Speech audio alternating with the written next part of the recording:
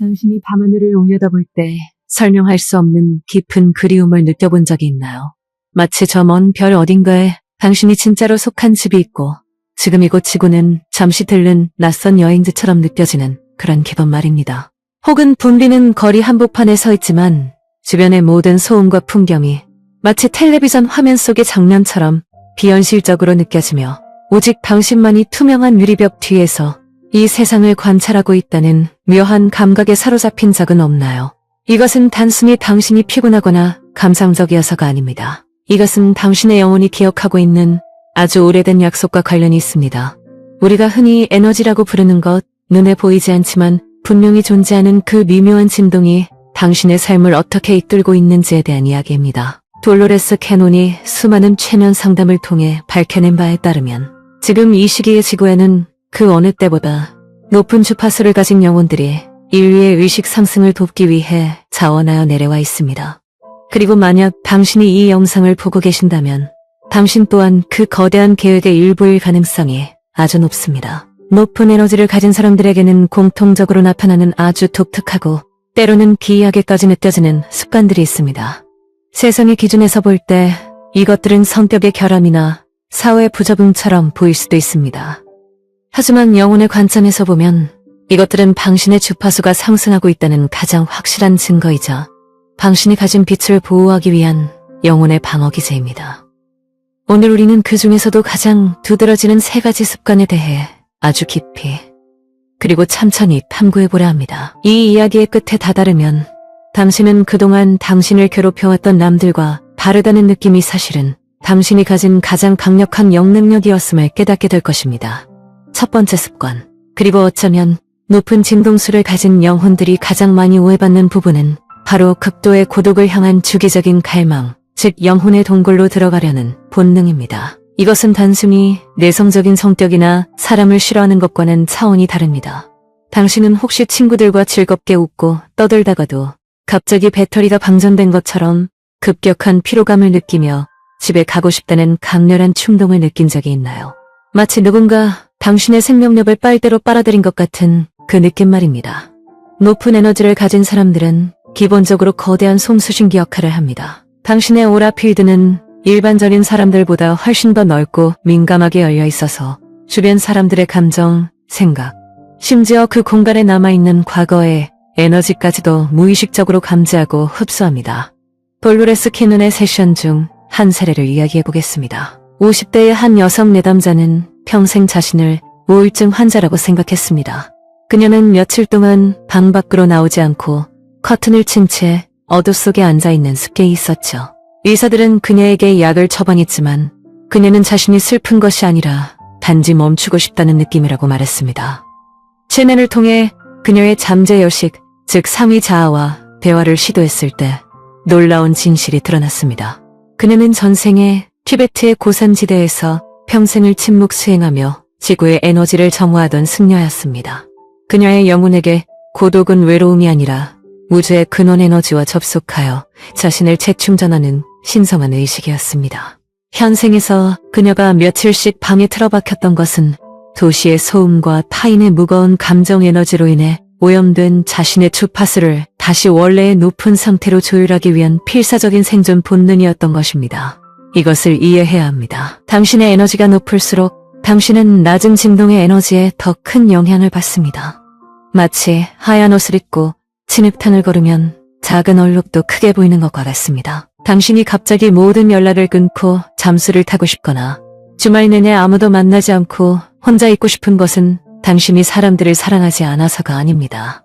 오히려 당신은 너무나 깊이 사랑하고 공감하기 때문에 타인의 고통과 무거움을 당신의 몸으로 직접 느껴버리는 것입니다. 혼자 있는 시간 동안 당신은 무의식적으로 그 흡수한 에너지를 정화하고 우주의 순수한 빛을 다시 채워넣습니다. 이것은 이기적인 행동이 아니라 당신이 다시 세상에 나아가 빛을 비추기 위해 반드시 필요한 충전의 시간입니다. 그러니 만약 당신이 혼자 있는 시간을 간절히 원한다면 죄책감을 느끼지 마세요. 그것은 당신의 영혼이 지금 우주의 와이파이에 접속하여 업데이트를 진행 중이라는 신호입니다. 두 번째로 나타나는 기이한 습관은 거짓말이나 가식에 대한 육체적인 거부 반응입니다. 이것은 단순히 도덕적으로 정직한 것과는 다른 차원의 이야기입니다. 높은 주파수를 가진 사람들은 진실의 파동과 거짓의 파동을 본능적으로 구별하는 내정된 탐지기를 가지고 있습니다. 누군가가 당신 앞에서 겉으로는 웃으며 칭찬을 하고 있지만 속으로는 질투하거나 비난하고 있을 때 당신은 속이 울렁거린다거나 머리가 지끈거리는 두통을 느끼지 않나요? 혹은 설명할 수 없는 답답함 때문에 그 자리를 벗어나고 싶은 충동을 느끼지는 않나요? 이것은 에너지의 불협화음 때문입니다. 모든 것은 에너지이고 모든 에너지는 고유한 주파수를 가지고 진동합니다. 진실은 매끄럽고 높은 파동을 가지지만 거짓과 기만은 거칠고 끊어지는 낮은 파동을 가집니다. 당신의 영혼이 높은 차원의 의식으로 깨어날수록 당신의 신체 또한 예민해집니다. 예전에는 적당히 웃어넘길 수 있었던 사회적인 거짓말이나 가식적인 인사치레가 이제는 견딜 수 없는 고통으로 다가옵니다. 돌로레스 캐논의 연구에 따르면 우리가 앞으로 나아가고 있는 새로운 지구, 즉 5차원의 세계는 텔레파시가 기반이 되는 사회입니다. 그곳에서는 마음과 마음이 투명하게 연결되어 있어 거짓말 자체가 불가능합니다. 당신은 지금 그 5차원의 감각을 미리 연습하고 있는 선구자와 같습니다. 한 내담자의 이야기를 들려드리겠습니다. 30대의 한 남성은 회사 생활에 적응하지 못해 괴로워했습니다. 그는 회의 시간에 상사가 실현 불가능한 목표를 말하며 직원들을 속이려 할 때마다 목이 조여오는 듯한 통증과 함께 심한 기침을 했습니다. 병원에 가도 목에는 아무런 이상이 없었습니다. 최면 세션에서 밝혀진 것은 그의 목 차크라가 진실의 파동에 극도로 민감하게 반응하도록 설정되어 있다는 것이었습니다. 전생에 그는 진실을 말하다가 억압받았던 기억이 있었고 이번 생에서는 어떤 상황에서도 진실의 에너지와 공명하겠다는 영혼의 계약을 맺고 온 것이었습니다. 그의 기침은 이것은 진실이 아니다. 이곳의 에너지는 너와 맞지 않는다. 라고 외치는 영혼의 경고음이었습니다. 이 습관 때문에 당신은 사회생활이 힘들다고 느낄 수 있습니다. 남들은 다들 적당히 가면을 쓰고 잘 지내는데 왜 나만 이렇게 유별나게 구는 걸까 자책했을지도 모릅니다. 하지만 이것을 기억하세요. 당신이 가식적인 상황을 견디지 못하는 것은 당신의 존재 자체가 진실의 횃불이기 때문입니다. 당신이 있는 곳에서는 거짓이 숨을 곳이 없습니다. 당신의 존재만으로도 주변 사람들은 무의식적으로 진실을 말하게 되거나 혹은 거짓을 가진 사람들이 당신을 불편해하며 떠나가게 됩니다. 이것은 당신이 맺고 있는 관계들을 정화하는 과정입니다. 당신의 곁에는 결국 당신과 같은 주파수를 가진 진실하고 투명한 사람들만이 남게 될 것입니다. 그러니 당신의 그 예민함을 다치지 마세요. 그것은 거짓으로 가득 찬 세상에서 길을 잃지 않게 해주는 가장 정확한 나침반입니다. 세 번째 습관은 가장 심오하고도 이해하기 어려운 것으로 바로 관찰자의 시점을 유지하며 세상의 드라마에 휘말리지 않는 태도입니다. 흔히 초연함이라고도 부를 수 있는 이 상태는 겉으로 보기에는 무관심하거나 냉정한 것처럼 보일 수 있습니다. 뉴스에서 끔찍한 사건이 보도되거나 주변 사람들이 정치적인 이슈로 격렬하게 싸울 때 당신은 이상할 정도로 차분함을 유지하며 마치 연극 무대를 내려다보는 관객처럼 그 상황을 바라보고 있지는 않나요? 예전 같았으면 같이 화를 내거나 슬퍼했을 일들인데 어느 순간부터 이 모든 것은 지나가는 과정이다. 각자의 영혼이 배우고 있는 중이다라는 아이 내면 깊은 곳에서 올라오며 감정의 소용돌이에 휩쓸리지 않게 됩니다. 많은 사람들이 이것을 감정이 메마른 것이라고 착각합니다. 하지만 이것은 감정의 부재가 아니라 감정을 초월한 더 큰 자비심의 발현입니다. 돌로레스 캐논이 말한 자원봉사자 영혼들은 지구라는 행성이 거대한 학교이자 연극 무대라는 것을 무의식적으로 알고 있습니다. 무대 위에서 배우들이 비극을 연기하며 눈물을 흘릴 때 관객은 그 슬픔에 공감하면서도 그것이 연기라는 것을 알기에 무대로 뛰어들지 않습니다. 당신은 지금 그 관객의 자리, 즉 상위자의 관점으로 이동하고 있는 것입니다. 이것은 카르마의 고리에서 벗어나는 징후이기도 합니다. 우리가 누군가와 싸우고 미워하고 편을 가르는 것은 카르마의 끈을 더 단단하게 묶는 행위입니다. 하지만 당신이 그 드라마에서 한 발짝 물러나 저 사람도 자신의 역할을 하고 있구나. 이 상황이 우리에게 가르쳐주는 것은 무엇일까? 라고 질문하며 관찰하기 시작할 때 당신은 카르마의 수레바퀴에서 내려오게 됩니다. 한 할머니의 사례가 떠오릅니다. 그녀는 가족들 사이의 심각한 유산 분쟁 속에서도 평온함을 잃지 않았습니다. 자식들은 그녀가 치매에 걸린 것이 아닌가 의심할 정도였습니다. 하지만 최면 상태에서 그녀의 영혼은 이렇게 말했습니다.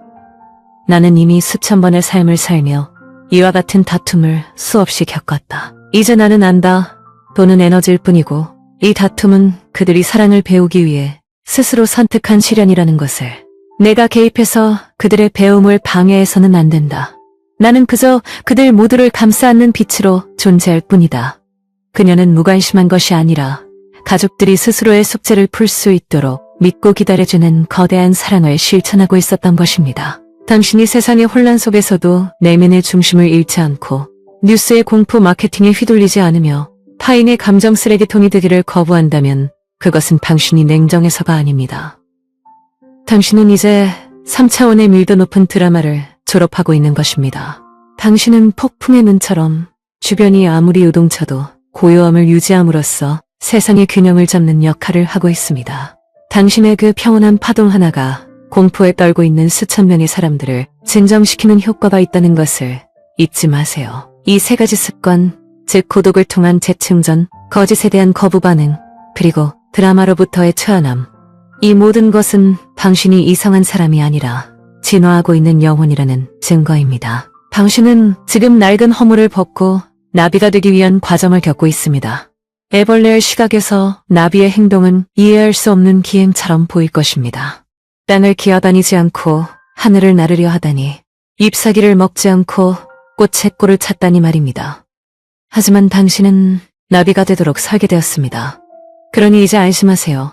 당신이 느끼는 그 모든 다름이 사실은 당신의 영혼이 보내는 오름의 신호였습니다. 당신은 혼자가 아닙니다.